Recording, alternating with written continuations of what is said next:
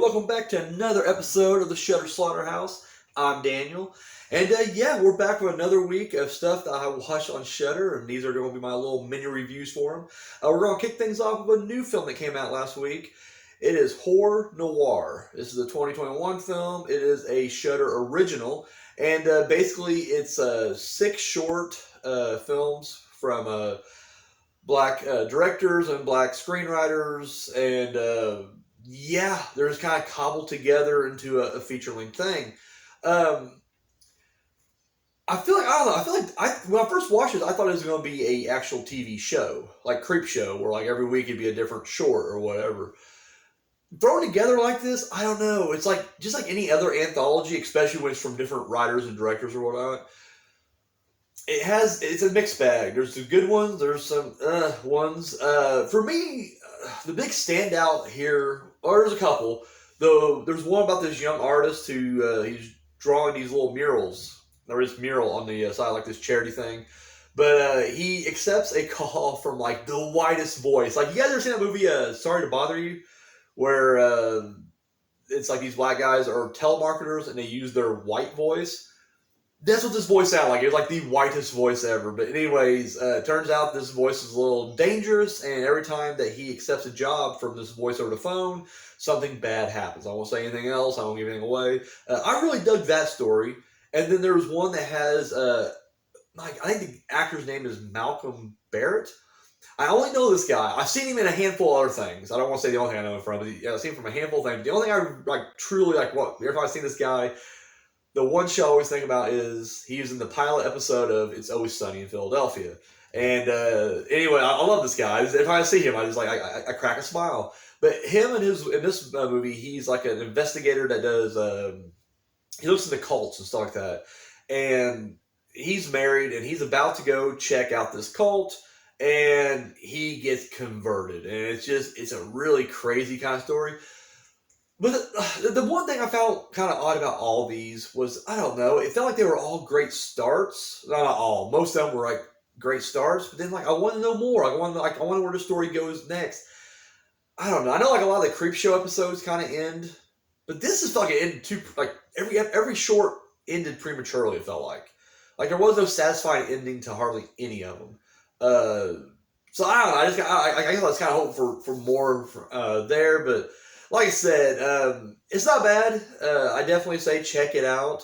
But I do like that in the trailer they showed a lot more Tony Todd, and that's actually in this. Like Tony Todd's like only in like a couple scenes, period, in this entire thing. But I guess I was expecting him to be a bigger role in even the short he was in.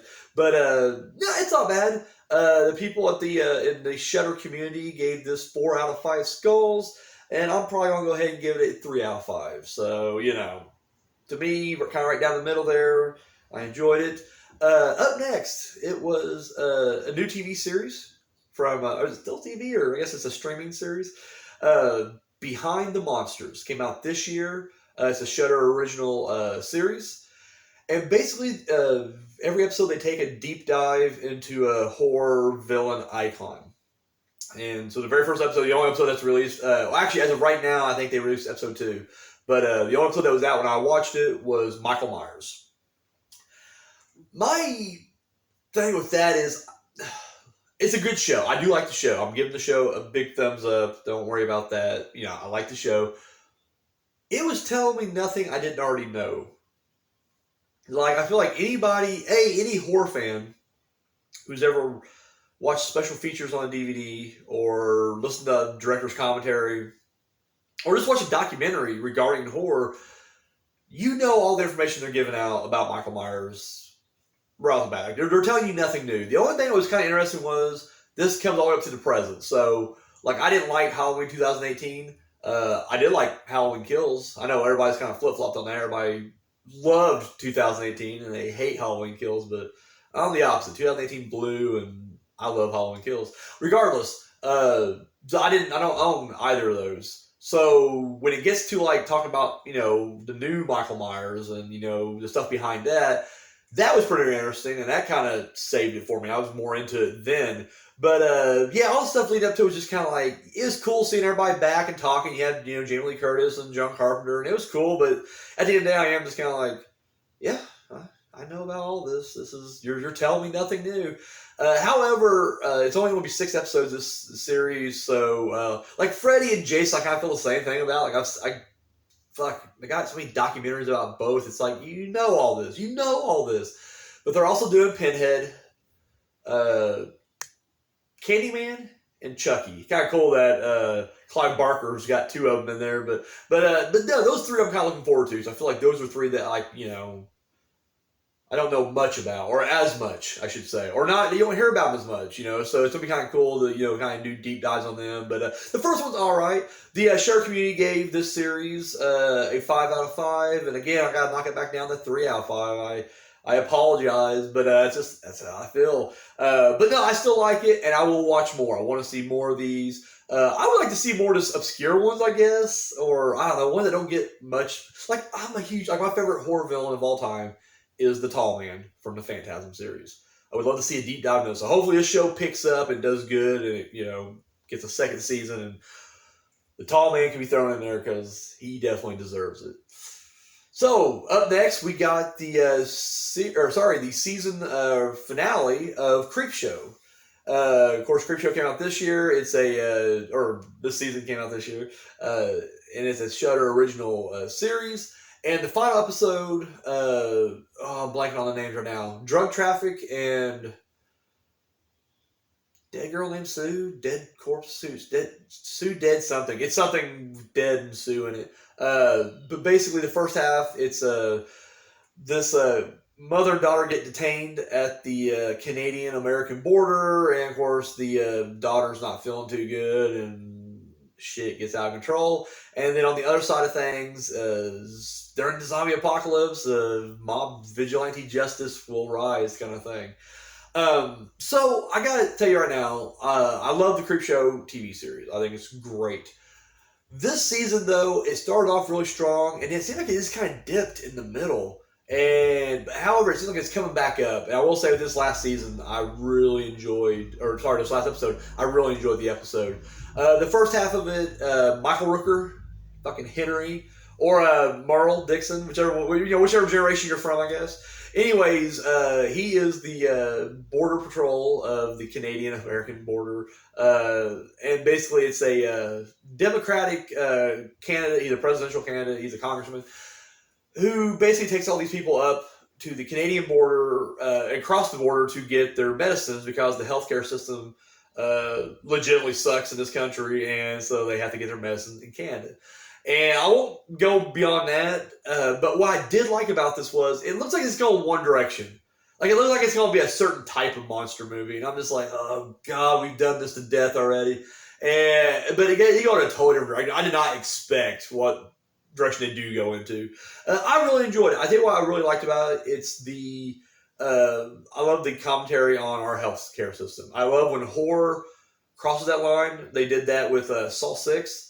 With the insurance and shit, I loved, I don't know. We got one of the shittiest fucking systems, especially when it comes to healthcare. I mean, there's other thing that sucks about the system too, but especially healthcare. And I'm glad they tackled that, but they did it in a bloody manner. And I thought the storyline was really unique and different, and something I hadn't seen before. So, dug the first half of it. Second half was also fucking awesome. Without giving too much away, I will say this right off the fucking bat. I knew exactly what we're doing.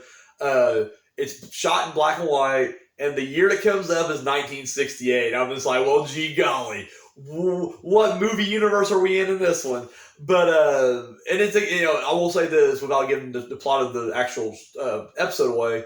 It takes place the same night that Night of the Living Dead is taking place, but they did it in a really cool way where we're hearing the news broadcast from the movie. We're seeing the the news. We're hearing the radio broadcast. We're seeing all that stuff. So it's taking place at the same time that the zombie apocalypse is happening in the farmhouse. Sorry, I just ate a lot of pizza and drank a lot of soda, and I got some indigestion out the ass. So it looks like I'm uncomfortable over here. That's what it is. But anyway, so we're getting this tell while these zombies are now rising from the graves. So it's a totally separate story. I really dug it. I didn't know where they were going with it. But by the end, I was like, "Oh shit, this is really cool stuff right here." I won't say anything. I won't say anything at all. I think you definitely check this out. Again, the Shudder community give. And I mean, I don't know if I should rank the episode or just rank the series as a whole because they don't do individual rankings. I wish they would. But the show gets a 4 out of 5 from the Shudder community. I'm gonna stick with it, but I think this episode's a 5 out of 5. But if I had to do this overall series, I'll say 4 out of 5 as well. But I definitely recommend. This is my pick of the week. Check out Creepshow. Check out the whole season. I mean, you guys may like the middle ones. I didn't care as much for them. But overall, it's been the show's great, and so I especially love this season. I keep wanting to say season finale. I really dug the season finale. Check it out. Pick of the week. Boom. And then finally we got the last drive-in, The Walking Dead. So they did a special, another special. We're spoiled with specials. They just did a special not long ago, but we finally got a Thanksgiving special, but now we got this Walking Dead special. And what it is, they did a simulcast with AMC Plus. I was a little worried about that because I'm just like, wait, are they trying to poach our Joe Bob? Like, what the fuck? Now I know AMC has always owned Shudder. I'm not stupid to that. But it's like, why are we doing this weird simulcast? Like, just give us The Walking Dead. Go fuck off. Stay AMC Plus. I don't know. In my mind, I just picture they're going to start merging the two platforms. And if you want to keep your Shudder, you just got to pay a couple extra bucks a month. And it's just like, fuck off. I don't know. I don't want AMC Plus. I am not a big fan of AMC. They don't have nothing. They got jack. Keep your Mad Men and your fucking Walking Dead. And I don't know. What else do they fucking have? But did they have Breaking Bad? Was that AMC? I like Breaking Bad. Yeah, everything else can fuck off. Like, seriously, go fuck off. I don't get it. Anyways, but I don't know. So I'm watching this, and the whole time I'm watching, I'm just like, somehow we're going to get fucked in the end. I just got this feeling I don't trust corporations. I don't trust AMC. They're just going to be like, AMC Plus sucks. No one likes it. But Shudder's catching some fire. So we better merge the two and take everything over there. And I'm sure, we wouldn't have to pay a whole lot more, but still, yeah, it's like, God damn, I hate this new, I'm going off on a rant, I'm sorry. I hate everything that's on streaming now. Like, just fucking put everything into one thing. That's why I cut cable, because I started paying a high bill for a bunch of channels I don't want to watch. But now everything's so divided, you have to buy a bunch of different streaming services. And at the end of the day, you're paying as much as you was initially. So it's like, I don't know. An old man yelling at clouds. I'm sorry. But anyway, so we got the Walking Dead special of The Last Drive-In. Of course, Last Drive-In, this came out this year. It's another Shudder original series. That's definitely, at one point during this, because the guest was Greg Nicotero, and I blank on the guy, Kerry Jones? Was it Kerry Jones? I want to say it's Kerry Jones, but I could be wrong about that. It's one of his assistants, special effects assistants. Either way, there's a moment where Greg Nicotero talks about how Joe Bob and him are the only two people that Shudder have. Treat them nice because, and it's so true though, because honestly, I would not have Shudder. Don't get me wrong, I like Shudder. I'm a big fan of Shudder. I was surprised by all the stuff they had on there. I've seen a lot of cool movies that I probably wouldn't watch otherwise. And I love watching a lot of these old foreign films. It's a good variety. So I love Shudder. But don't get it twisted. I only have Shudder because of Joe Bob Briggs. As soon as that guy goes, I'm done. I'm just like, I'm sorry, enjoy your Shudder. And I feel like the closest second there is Creepshow.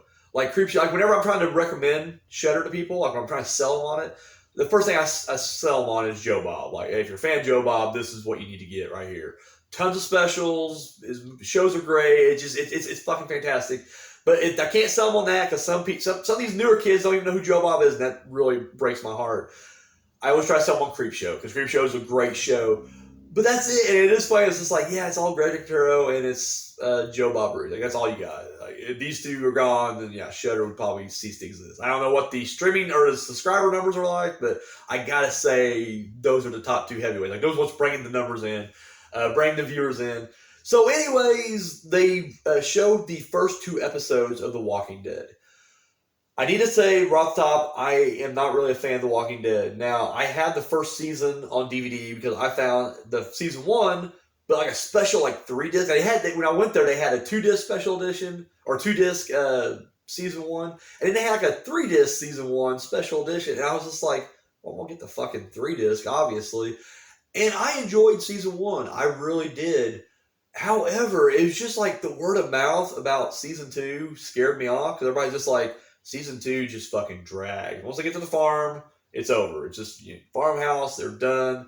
It's all building up to what's in the barn, and then you find out there's another dead kid or something like that. It's like, oh shit, And so I just never went back. And then it seemed like when I made the decision not to watch Walking Dead, I heard nothing but people bitching and complaining about the show like week after week after week. But they still watch it. Like, I don't get that. Like, again, they killed this guy. They unceremoniously removed the character. Oh, God. They're focused too much on this thing. And why is this character getting a lot of, whatever? And oh, my God, what's the sexuality of this character? Who gives a shit? People bitched about the show so much that it just turned me off of it completely. The funny thing is, like, I only seen the show, or season 1, sorry, twice all the way through. When I first bought the DVD, I watched the first, box set or the first thing. I liked it, put it up, and I was into that. Recently, unrelated to this, I busted it back out and I listened to the commentary. And it's great because bulk of it is Frank Darabont talking about how he can't wait to do season 2 and how he's got big plans for season 2. And I was like, buddy, you have no clue right now. You're not even getting to season 2. It's a little heartbreaking, really. And it kind of feels like shitty because it seems like he's the guy kind of behind the show, like bringing it to the forefront, and then they just fucking cast him aside. And I've heard different variations. It seems like it basically comes down to money. Like, he was wanting more money, and they weren't going to give it to him. And it's just like, really? You didn't have enough money to spare from fucking Walking Dead? Are you kidding me right now? Regardless, so I've already watched these episodes. So when I heard that they were doing a Walking Dead special of Last Drive-In, I wasn't that excited. I'm sorry, I just wasn't. In fact, this past weekend was my son's birthday. And so his birthday was Saturday. So Friday night, when I, sit down and watch Joe Bob, I watched only the in-between stuff. That's it. And it was great. We get a history lesson from Joe Bob Briggs. We get Greg Nicotero talking about the evolution of the look of the zombie from 68 all the way up to, the present. And then they even turned Darcy into a zombie. It was fucking amazing. However, when the show was on, I just got up. Like, I normally live tweet all stuff. I was like, fuck it. So I just started decorating the house. I still have decorations of it. How lazy I am. It's November 3rd right now, and literally I have all these Halloween birthday party decorations up. But anyways, yeah, so I could care less about The Walking Dead. I'm just not a fan. I really hope this don't become like a habit. Like, I hope they'll just decide, like, it did so well, we're going to do the entire series. I'll be like, I don't give a shit. It's not a big Walking Dead fan. But I did love hearing them talking zombies in between the breaks, but it's like, I don't know. Normally I give the show like a 5 out of 5 every time. The people at Shudder gave it a 4 out of 5. I'll give it a 4 out of 5 too, but just know it's a low 4 out of 5. Like, Joe Bob really is the only thing I liked about that. Everything else can fuck off. I just do not like The Walking Dead.